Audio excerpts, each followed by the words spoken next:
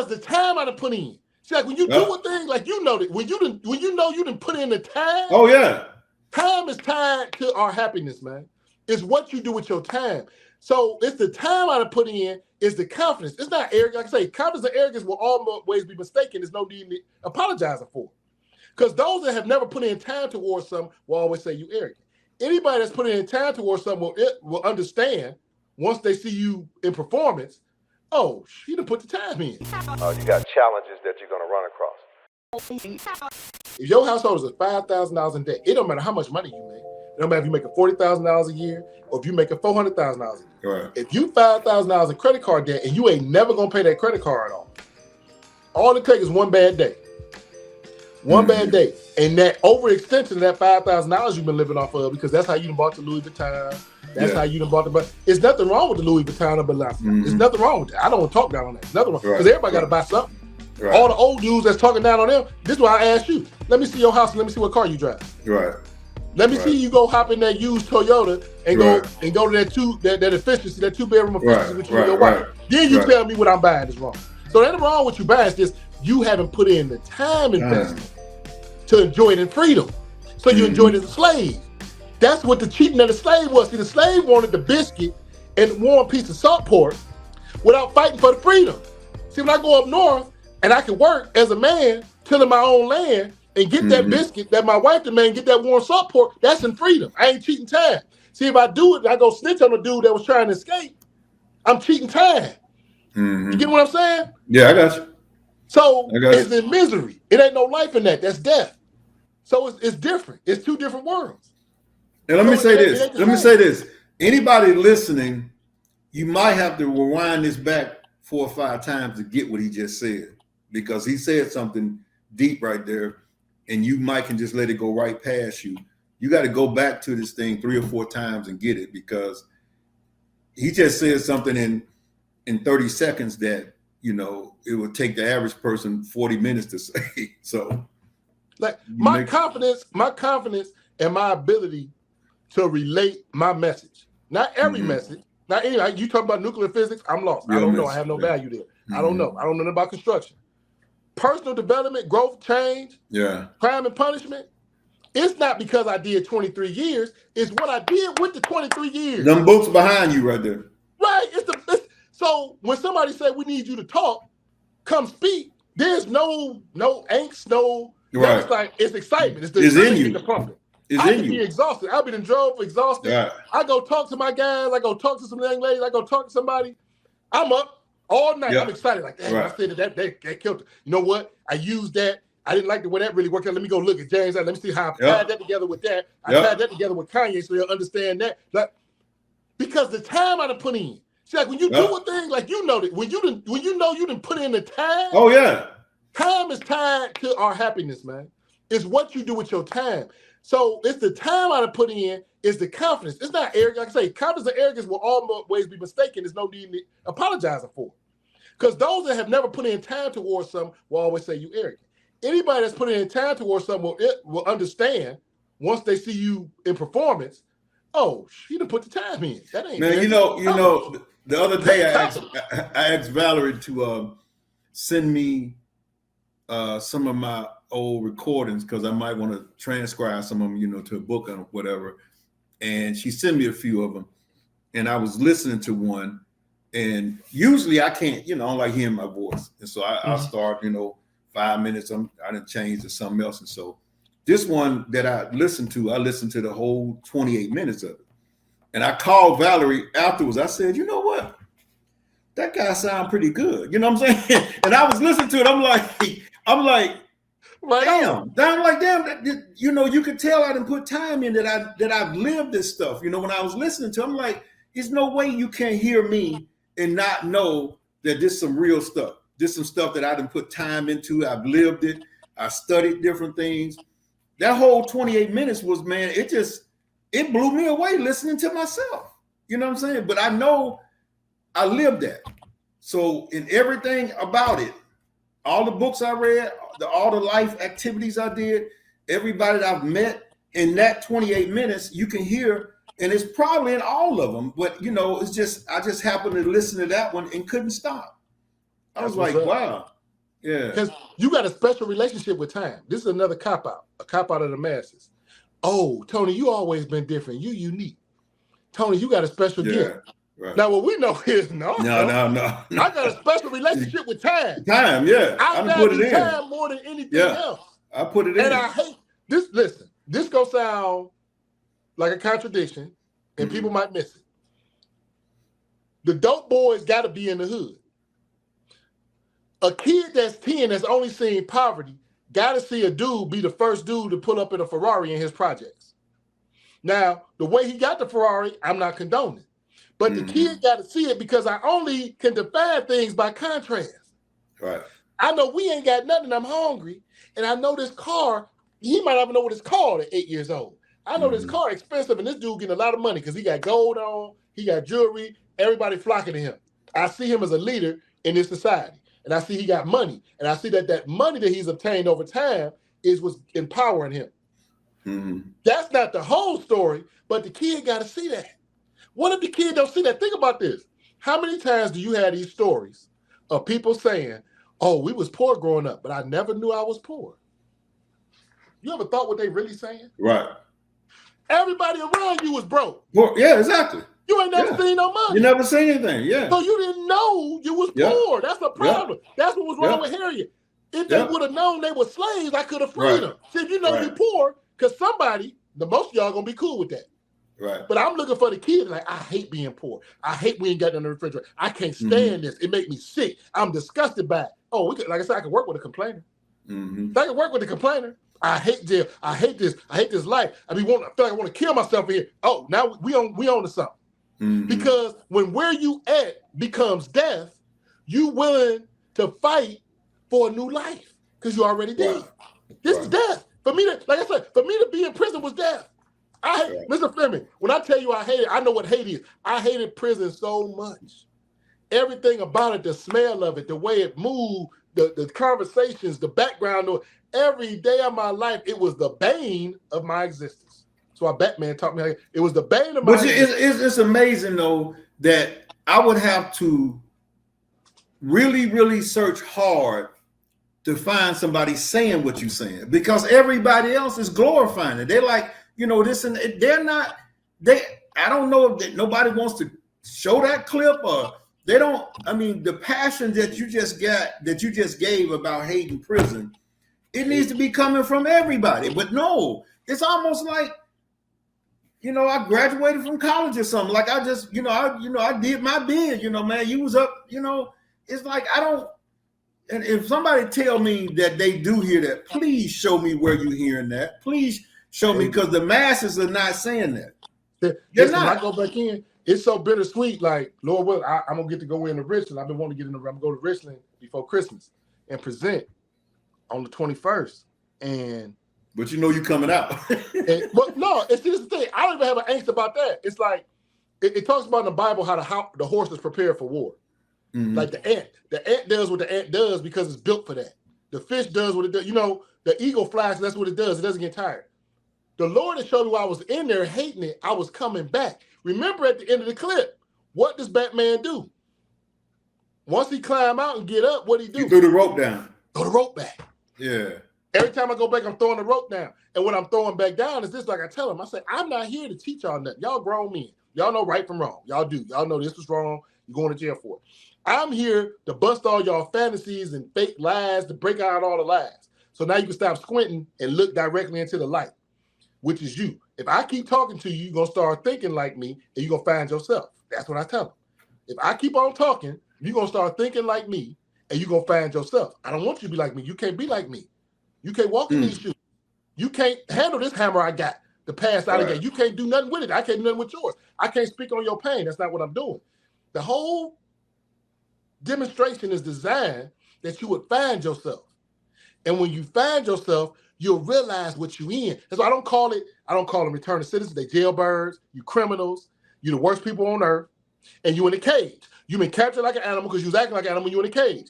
See, when I soften these things with these words, but they're in a complex, they're in an institution. The hell they is, they're in a prison, they're in a cage. Right. Where animals supposed to be. See, when I see it for what it is, I hate it. That's why I hated prison, because I studied prison. So I saw what it was, and I saw what I was. And I saw that, Lewis, you put yourself here. You put yourself here. And it's only your responsibility to get yourself out. And you got to fight with your whole life to get yourself out, because you ain't supposed to be here. You ain't supposed. There was a time you needed to be here. You was supposed to be here. You ain't supposed to be here. They got an innocent man now. They got a non-guilty man now. They got a citizen in prison now. They say the police got a thing. They say an innocent man won't sleep. So when they first capture you and they take you to that first 48 and they question you, when they leave you in that room, they leave you in that room for a reason. They want to see if you go to sleep. See, a guilty man will go to sleep because you know you're right where you're supposed to be at. Right. Innocent now, the Lord has given me so many experiences. I got a chance. Everything else in my life, Mr. Fleming, I was guilty. I did it. It was me. One time in my life, I have been punished wrongly. I went to the hole. They tried to say somebody passed some dope or something, tried to say it was me. I didn't do it. I was truly innocent. You know I didn't sleep? I couldn't sleep. So I got to experience it. I've got to experience so many things the Lord needed me to experience, so when I go back in, I can speak on it. Because if you don't experience some stuff, it's hard to talk about it. Like, I can't get in front of women and talk about prenatal care. Right. You know, after a very short time, they gonna know, like, this dude ain't talking about nothing, man. Right. My feet ain't swollen, my back ain't hurt. I don't know about craving pickles. I don't know nothing about that, man. I don't know. Right. You know, but this here, I've been in them cages. Yeah. You got to hate this, man. And that cage is the same thing in life. People on the street in prison. That's why I couldn't talk to nobody on the street either. That's why, like, listen, when the Lord when crossed our paths, I heard about you, but it wasn't the right time. Everything was the time. Mike had told me about you. It was the right time. And because at that time, if I'd have talked to you before, I wasn't that person yet. I didn't know that. I wasn't fully the person that understood the transformation. See, the Lord started showing me the understanding of my transformation, which is different. It's like in business. That's what's hard to teach business, because you're like, well, I did the principles, I did what I did, and some good stuff happened. So I'm like, well, mentor me, show me how to do it. Dude, I don't know. Just keep doing the good stuff, because they don't understand they don't understand the breakdown. And it's hard to get that. It's hard. And like that's the key. Like if you would say, what's my gift? It ain't talking. My gift is the Lord gives me the understanding of the thing to be able to explain it in detail. Right. Step by step of transformation. Clarity. Like clarity. Like, it's been taking a while to get these workbooks. If I show you, I got one stack now. Before I had a whole table full of papers, notebooks, all this. What I started doing is this. Earl Nightingale. Earl Nightingale tells a story about a guy that made this wonderful elephant statue in his yard. And people was coming like, man, I didn't know you could make no elephant. I didn't know you could do this and chisel like that. And he said, I didn't know either. He said, all I did was I chiseled away everything that wasn't an elephant. And this what was left. I said, be a slave to the principles. I took everything that wasn't a necessity to my program, and I threw it away. It was an old framework, threw it away. Threw it in the trash, threw it away. I got now an essential pile of every step that is essential to be explained to a human being about what this transformation process is going to be. Remember the clip you showed about Michael Jordan's trainer, Grover, or whatever? Yeah. And he said, I broke down the mic what your body going to feel like in a day, 2 days, a week. Remember he said that? That's what people need. Once we have made the decision, because when I know what's coming, it's not as scary. If I know what's coming, it's not as scary. See, if I throw you, because this is what happens. You say, hey, we get all excited and you get everybody all pumped. Yeah, I'm ready to go. They motivate. I hate people call me a motivational speaker. I'm not a motivational speaker. I hate that too. You got you all motivated, all pumped up. Right? So now you more of a transformation person. You help people transform their life. So say the first step is you got to go through the swimming pool. Right? So now I'm not going to the swimming pool with you. I'm telling you, I've been through the swimming pool. You trust me, I've been through the swimming pool. Right. Now I didn't tell you when you get in the swimming pool, it's gonna be ice cold. You're gonna feel like you're gonna die. But you gotta feel that and experience that to get to the next level. Now, when I can prove to you and show you and convince you and persuade you that the cold water is your friend. You understand what I'm saying? Yeah. Step by step. When I persuade to you that there's an elite person. It's a need for that. Yeah. It's an elite person that has a need for that. And only through this does it happen. Yeah. Then you don't look at the cold water as it's gonna kill you. Right. You understand it's a rites of passage. What happens in boot camp? What happens in sororities and fraternities? Right. They go through all the pain and humiliation because at the end of the tunnel, because they've been persuaded. Because their mama told them, baby, when I went through the sorority, that's what they gave me. I had to drink chocolate syrup all week and walk on one foot. It's what happens to be a sister. Right. So when I can persuade you, because I know what it's gonna feel like. I know it's gonna feel terrible at first. I know how lonely. I gotta talk about the loneliness. I know how lonely you gonna feel. How lost you gonna feel, how you ain't gonna feel nothing happening, and tell you that it's necessary. It's different then. It's a different type of persuasion because now it ain't that scary. Well, now when you feel it, go ahead. When I talk about the growth in the books and people, I tell them it's gonna get lonely. And those people that you usually hanging with, they're not gonna be around. You can't be around them anymore, and that becomes a problem when you start growing. And I always say that my new friends became these books became my new friends. So when I got lonely, this is what I leaned on. You know what I'm saying? I got deep into these books because 99% of the people that you're hanging with, as you start growing, they gone. You got to either they're gonna leave you or you got to leave them. One of the two, because it's a conflict. So that loneliness, you must tell that. Gotta tell it. And you got to be able to explain it in much detail as possible with as much illustration as possible. And not only tell them about it, give them real live tools to combat the loneliness. Tell them when this happens, this is what you got to feel it. Because if you don't feel that bad, which is good, because that time going to happen. That 24 hours going to pass. And you going through this transformation like being dope sick. It's like a junkie. You dope sick. Yeah. The sickness is the only way to get clean. And that's the 12-step program talks about that. That when you're in that 12-step program, you're gonna feel empty in your heart because you don't have anything to feel it right now. And that's why they talk about some people feel it with spiritual stuff. Some people feel it by doing other things. But you gotta feel that because before the dope was there. And I would say this. Man, 27 years clean, 24. I believe I'll go far as this. If you don't, because you can feel it with anything, you can just go work out, you can go have sex. Because you're like, well, I was shooting heroin. I'm having sex now. That's better than heroin. I'm eating a bunch of ice cream. That's better than, a lot of people get a lot of weight. Smoking cigarettes instead of smoking crack. That's better. So it's got to be filled with, this is why I said the understanding of my past is my learning experience. My future is my opportunity to improve. If the activity does not lead directly to tomorrow's improvement, it's going to be hard to handle the adversity. It's going to be that's going to be particular to you because everybody got their particular stuff. See, if it's not improvement of tomorrow, if it's just another high for today, it's going to be tough. Right. You're going to fall off. You're going to fall off. Yeah. See, that's true. The books was the improvement, like I say. I stopped putting my expectations in people. I put my expectations in books. Because a person intentionally wrote this book, and I could go do the background research and see if this person is credible. Verifying truth. Because we've been betrayed. We got so many lies in us, so many people that betrayed us that were supposed to love us. We can't trust nobody. We don't trust ourselves. Right. So that's why it's all about relationship. It's very scary. It's a very scary time. And that's the threshold. Like that, your boy, the Terror Berry. Who? Who used to talk about that? Well, it was Bill Proctor, wasn't it? The Terror Berry? You got me on that one. Was it Bill Proctor? Or was it, what Earl Nightingale? It was Bill Proctor or Jim Ross? Bob Proctor. Bob Proctor, my fault. It was Bob. I think it's Bob. That's what he was talking about. That's what he called it. But it's that. That is, and if you get that person, if that person, if you could help be that voice, that still small voice, to get them through there, and you get them enough tools to get them through there, man. You ain't got to tell them no. I ain't got to teach you nothing. You're gonna take off.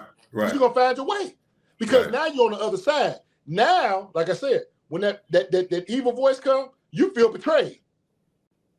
See, you don't feel betrayed in the beginning, right? Because it's normal. It's got to become abnormal to hear that crazy voice. You're like, that's crazy. Why would I do that? Like, why did I say that? Like, oh, why did I even try that? Why did I engage in that? You're ashamed of yourself. I give that example with people who start off and they start getting personal development. They start getting the mindset training. They start getting the, mental toughness stuff. And if they don't drop off, early, if they don't drop off early with the learning, the personal development, the mindset, the mental toughness, if they hang around and keep listening to it for 6-7 months, maybe a year, and they stop, they in trouble, man, because I don't care whatever they do, that's going to come back up. You're going to be watching TV and be like, damn, I don't need to be watching this, because I know it's in you now. You've heard the stories, and you can't really get away from it. I always tell people, you better quit in the first week or two while you learn this stuff, because if not, it's going to haunt you. Yeah, it's going to be on you, because you know better now, and you know the things you should be doing, and you shouldn't be doing this. You shouldn't be. It's on you. You're like, oh, I got to do something else, man. I got to change, because now it's in you, and there's no way for you to shake it, because you heard too much now. You got the knowledge now. It's like you can't scratch that from the record, like they say in the courtroom. Scratch that. You can't do that. You done took the pill. Exactly. Now there you go. throw it up. You done took the pill trying to throw it up. You can't throw it up. You can't throw it up. It's going to destroy you. You're going to kill yourself trying to throw it up. You can't. You should have never heard it. You should have never taken that pill. You should have never gone this way, because now it's there. Yeah.